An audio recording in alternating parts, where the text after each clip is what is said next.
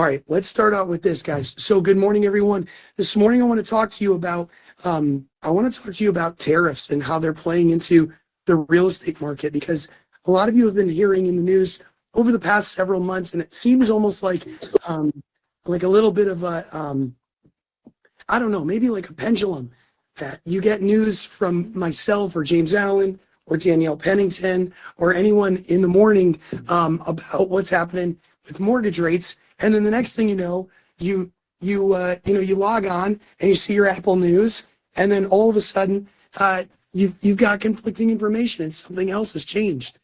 And so this morning, rather than just avoiding conversation because it's slightly political, I figured I'd dive right in. Why the heck not, right? It's Monday morning. Let's talk a little bit of politics. No, I'm not going to get into Donald Trump. I'm not going to get into Kamala Harris. I'm not going to get into any of these people. But I do want to get into policy and how it affects the real estate market. So someone in the chat here, just in the chat, what is a tariff? What is a tariff in your most basic form? What is a tariff? You guys are hearing this in the news very, very often now. What is a tariff? Somebody write that in there. Deja, you were typing here. Somebody, no clue. Taxes for imported goods to come into. Wow, Deja. Thank you very much. That is beautiful. Yes, it doesn't take a rocket scientist. That's all it is. Beautiful. It is a tax on imported goods coming into America. Now, I want to let you know, tariffs have been in place forever. Okay, and again, I'm not going to get political this morning. I'm just going to tell you about how they're affecting the real estate market. So tariffs have three purposes. Okay, three purposes. I want you guys to write this down in your brains. If you're driving this morning, obviously don't write this down. But number one, they are there to generate revenue for the government. Revenue. Okay, that means the government's got to make money. They can tax. Taxes is how they make money. So they can either tax the American people, or they can put taxes on goods that are coming into America in order to make money. So revenue, that is number one. Okay, I'll write that in the chat. Revenue. The second one that they can do is they can try to protect national businesses. Okay, try to protect national businesses. What does that mean? Well, if you had businesses that were making something locally, and then you had somewhere else outside of America that was able to make it more affordably, where do you think people would buy?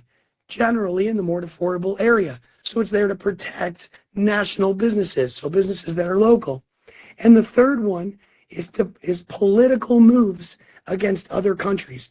These are the three things that the government can do in order to or the purpose of tariffs. Now, why is all of a sudden Donald Trump deciding to do this? Well, one of these three might apply to nearly anything or any country. And there's been plenty of examples. I'm going to give you these examples, and I'm going to educate you so you can talk smartly, okay, to other people about why I thought we were getting all these interest rate reductions, okay? So number one, let me share with you this. Since COVID has hit, okay, the national debt has risen substantially. Here is a look at the national debt calculator. This is the U.S. debt clock. I'm going to put a link in the chat if you guys want to see it. Okay, here it is. Here's the U.S. national debt. Take a look at this. If you can see my screen, take a look at this. Okay, this is the national debt ticking. Can you imagine if your debt was ticking like this? No one likes to see their debt. Okay, no one likes to see this. $36 trillion worth of debt. In fact, they take on about over $100,000 of debt per citizen and $300,000 of debt per taxpayer. Okay? This is unbelievable amounts of spending. Now, here's the amount of money that they make. Look at this.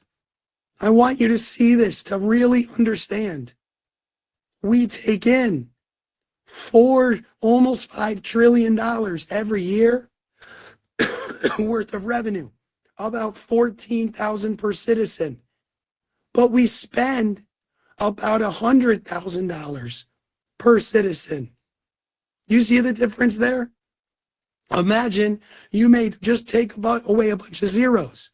Imagine you made 36 grand a year. You spent 36 grand a year, but you only made about 5 grand a year. We'd have a problem. We'd have a big problem. And you wouldn't be able to pay your bills. But this is what the government's in.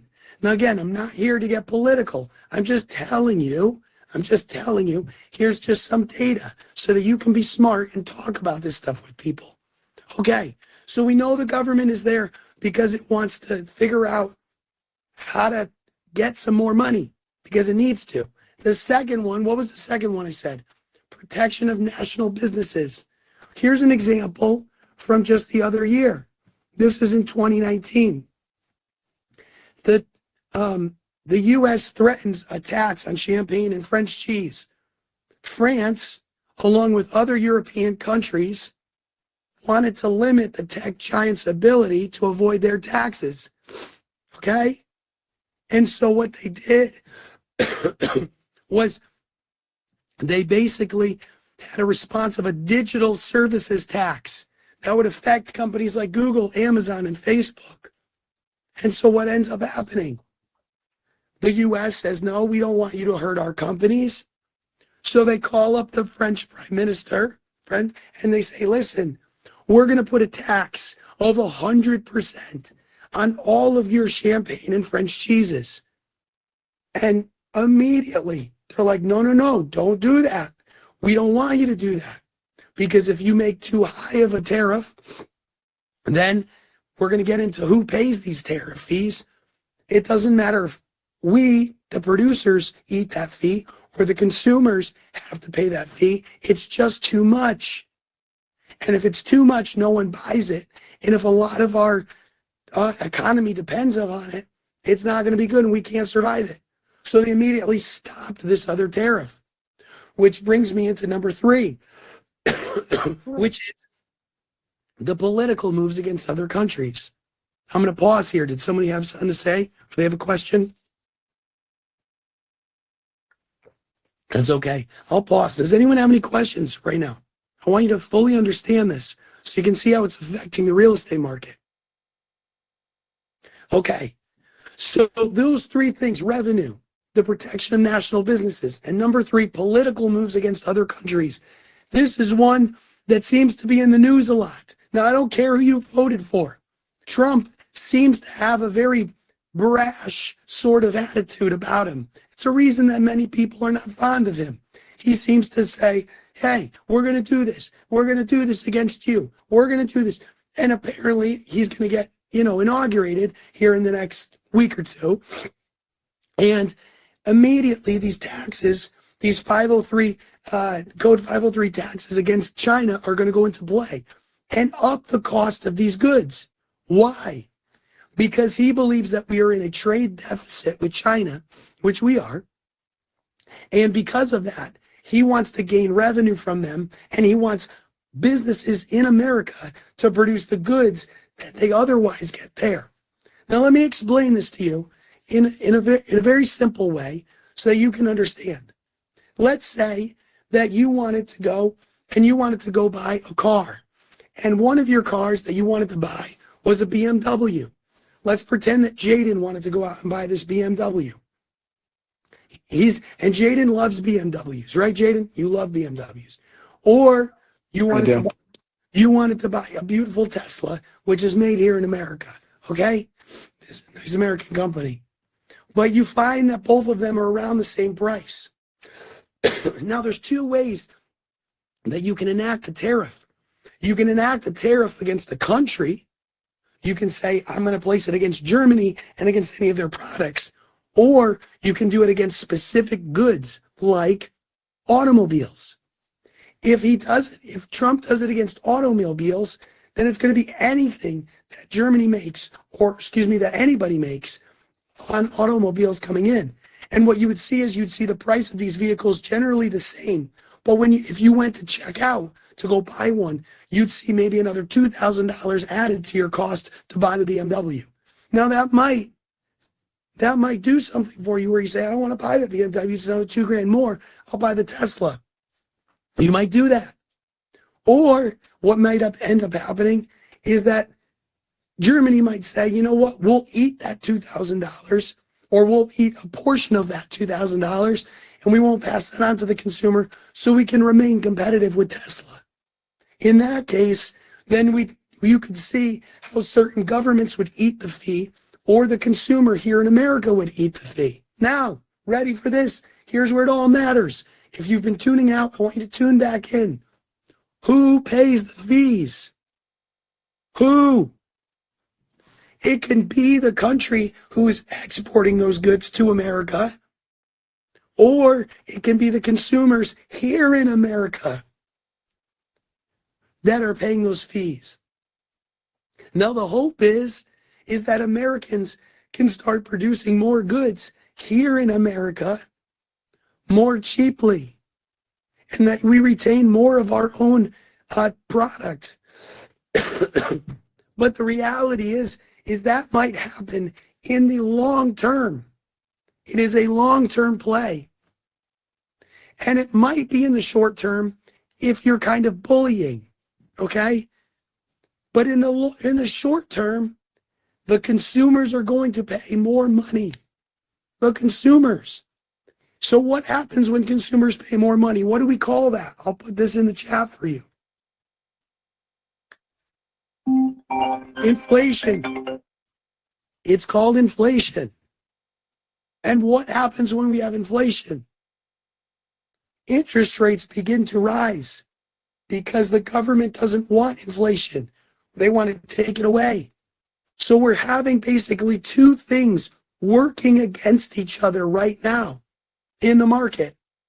If you did not pay attention, I'm going to say that one more time so you really, really get it. We're having two things work against each other. The moment that Donald Trump won the election, his policies got put into view, and these tariffs are known as inflationary tools, which causes inflation to go up, which means that interest rates must also go up in order to combat inflation. This is why you've been hearing for so long in 2024, we're going to get 5 cuts in 2025. We're going to get 3 cuts before the end of the year. But the moment we got 2 cuts, and the moment that he got elected, all of a sudden they're like, whoa, we got to pull back on these cuts. Maybe only 2 cuts in 2025. And those interest rates that you guys and we've all been looking for have started to do what? They've started to crank up. Here it is. Here's a view at your interest rates, my friends. Look at this. Here's November, gets elected. Oh, this is what's happening. We're approaching those 7% interest rates again. Now, why is this happening? What's going to happen? Well, the global market is in uncertainty. They do not know. Is Trump going to put these tariffs on goods, just on countries? What is he going to do? And during times of uncertainty, you know what happens. People go like this. If you are hearing this in your phone conversations, if you are hearing the nervousness, much like just before the election, you understand why. People are uncertain about what will happen. Now, I'm telling you, this uncertainty will fade. Let me say that again. The uncertainty will fade. People will come. They will. Everything. America is extremely resilient. We will understand what a new normal is. We will reacclimate and we will move on with our lives. Okay? We will.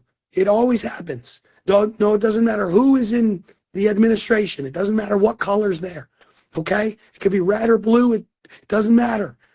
Everyone's going to reacclimate. This is not there to impact your bottom line. It's there to impact your efforts. I'll say that again. This information is not there to impact your bottom line and mean Joe Cavasso is going to sell less homes or more homes this year. It doesn't matter if it's a good year or a bad year to get into real estate for Jess Xavier or Christian Baldino. That's not what this is here for. This information is here to help you understand how to navigate and advise your customers. That's all that is there for. Hey, dude, I thought interest rates were going to drop. Yeah, we understand that. Tariffs are probably going into play right now. Market's pretty uncertain about it. Because of that, they're not certain how many interest rates are going to drop. Anyways, you started looking at 123 Main Street. Was that because it was a 3-bed or because it was, in this neighborhood? Oh, yeah, it was because of this. Awesome. Yeah, those interest rates might go up or down. We understand that within a half a point or so. We get that. It's going to go up or down. Let's focus on why did you want to move again? That's the move here. The move is not, oh my gosh, this is going to affect my business. It's a bad time to get into real estate. This is no, I need to be the expert and understand why things are happening the way that they are so I can advise my clients. Now, here's what I'd love to figure out for this week. I normally do this with my small group, which meets on Tuesdays at noon. By the way, if you're new, Tuesdays at noon, you meet with me, David Brook, and you're going to walk through what you're doing for the week. I would love to see in the chat here this morning, January 13th, Monday, what is your non-negotiable for this week? What are you doing this week, regardless of the news, regardless of tariffs, regardless of Trump, regardless of everything else that's happening in the world? What is your non-negotiable that you are going to complete this week in order to move your business? Put that in the chat. Jaden, 1,000 calls. Nina, calls. Thank you. Jaden, I love your specificity. 1,000 calls. Nick DiMartino, pass my buyer's console. I will see you later today, Nick. I'm excited. Maria, reading every day and working out 4 times a week. Isn't that beautiful, guys? Isn't that beautiful? You build into who you are as your human spirit, and that will affect into your business. Amazing job. Keep going with that. Christian Baldino, getting my YouTube channel set up. Awesome, Christian. Set that goal for yourself. Get something else. Get something up there. Get a market update up there. Adam Dion, 50 outbound every day. Sylvia, CMA practice. Make it a number, Sylvia. 3 of them, 5 of them, whatever that is. Give us something specific. I love this. Excellent, Sylvia. Good job. Somebody else, Phil in there, Michaela in there. Market update, schedule buyer event. Awesome, guys. Make these non-negotiable, my friends. I'm telling you, you cannot control what Donald J. Trump does in office. You can't. I've never been able to control what a president does. It doesn't matter who's in power. All I know is I'm going to make a non-negotiable for myself every week. For myself, I want to show you guys in vulnerability. Here's what my team holds me accountable to, okay? This is my schedule. Put this up there so you guys can see it. If you want to know what David Brooks' schedule looks like, we had recruiting appointments. Here's mine. 5 recruiting appointments a week. 1, 2, 3, 4, 5. 5 of them. I've already set this up. On top of it, on Thursday, I'm going to Accelerate in Boston, and then I'm going out for a dinner with Glenda Baker. If you guys ever know who Glenda Baker is and some of the big names, going out to dinner with them. But guys, yes, 5 recruiting appointments. I'm doing this. I'm showing up for my non-negotiables. I want you guys to do this as well. Put in your calendars, make it a non-negotiable, and execute on that. All right, guys, thank you so much. By the way, if anyone wants to join the accountability group, we're going to do another session, another start. Every day you check in, every day you make calls. You do this every day, minimum 3 days a week. Nina's in it. Ashley Pushy's in it. If you guys want to start, jump on in. It's a great way to get started. All right, guys, thanks so much for joining. We will see you guys 1 o'clock today for Fast Forward. We'll see you then. Thanks. Bye-bye.